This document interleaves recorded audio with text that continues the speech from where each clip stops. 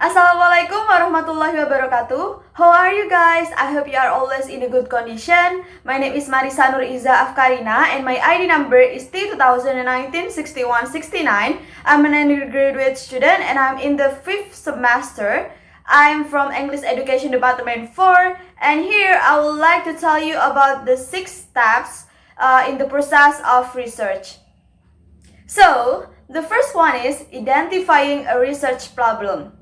As we know that a research is a problem, is a statement about an area of concern, a condition to be improved, a difficulty to be eliminated, or a troubling question that exists in the scholarly literature, in theory or in practice that points to the need for meaningful understanding and deliberate investigation. This is important.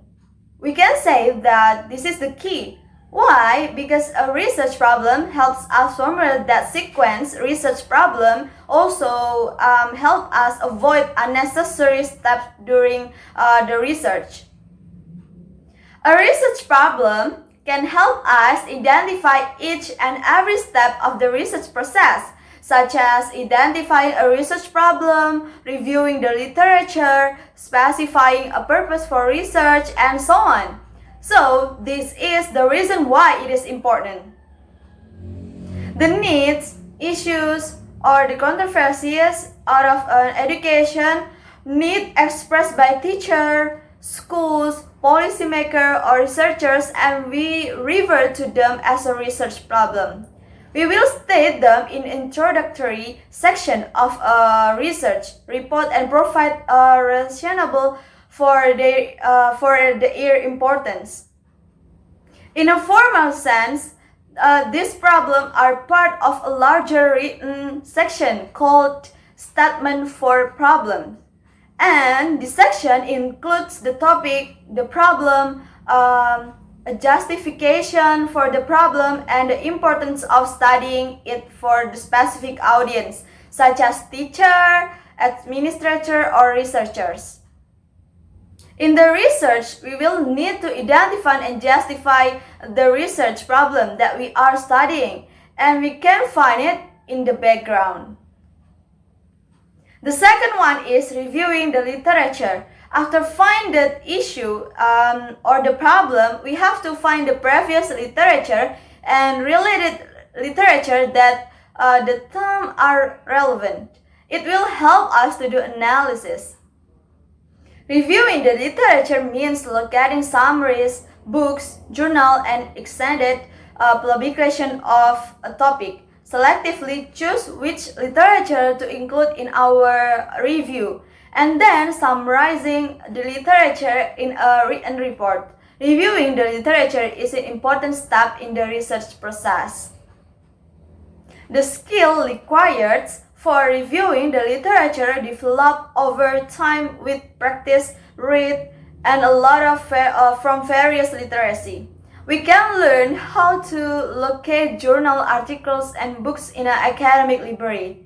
Access computerized database, choose the evaluate the quality of research on our topic and summarize it in a review.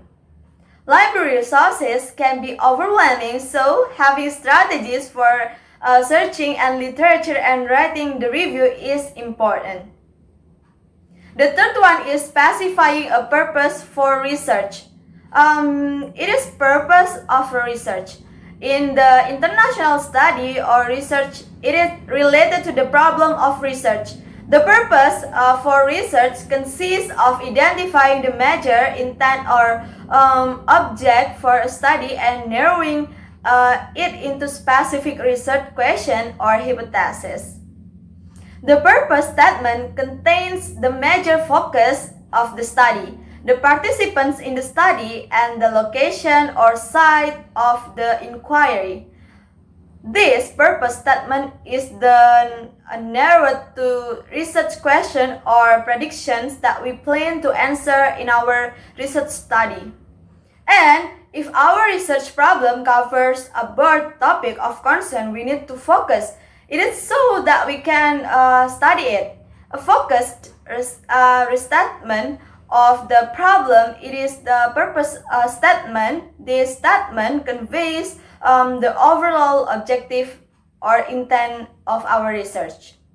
As such, it is the most important statement in our research study. We can say it that introduces the entire study, signal the procedures we will use to collect data, and indicates the types of result our hope to find.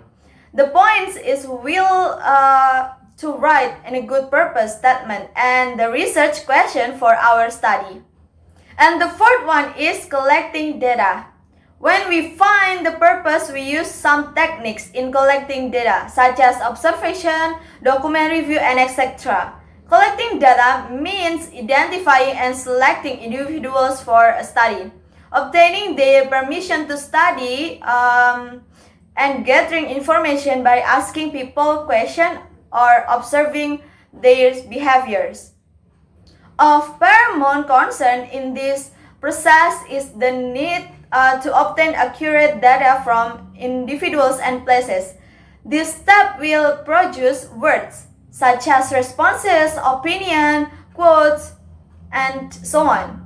Once we identify these individuals and places, we write method or procedure section into our research studies. This section over detailed technical discussion about the mechanics and administration of data collection. Many discussions, however, go into creating a good data collection or data collection procedures. The point is we will engage in the steps of data collection to gather the data we need to address our research questions. The fifth one is analyzing and interpreting the data. Data analysis and interpretation is the process of assigning meaning to the collected information and determining the conclusion, significance, and implication of the findings or study. During or immediately after the data collection, we need to make sense of the information supplied by individuals in the study. Analysis consists of taking the data apart to determine individual responses and then putting it together to summarize it. Analyzing and interpreting the data involves drawing conclusions about it, representing it in figures and pictures to summarize, and explaining the conclusion in words to provide answer to our research questions. We will report analysis and interpretation in sections of research report, usually titled Result, Findings, or Discussion. The point is for help in the data analysis and interpretation phase our study, we will need to analyze our data and make an interpretation to answer our research questions. The sixth one is reporting and evaluating research. After doing or conducting our research, we will develop a written report and distribute it to selected people or audiences, such as fellow teachers, administrators, parents, students, who can use our information. Reporting research involves determining an audience, compiling a report in a format acceptable to the audience, and writing the report in a way actually relates to all readers.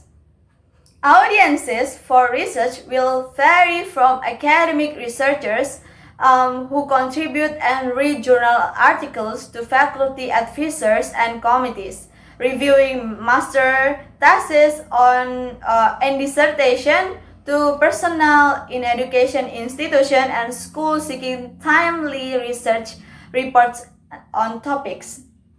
Our structure for research reports will vary for each audience, from formal formats for this and dissertation to more informal documents for internal school reports. However, in all types of report, researchers must respect and avoid language that discriminates on the basis of gender, sexual orientation, race, or ethic group. The audience for our report will have its own standard for judging the equality and usefulness of research.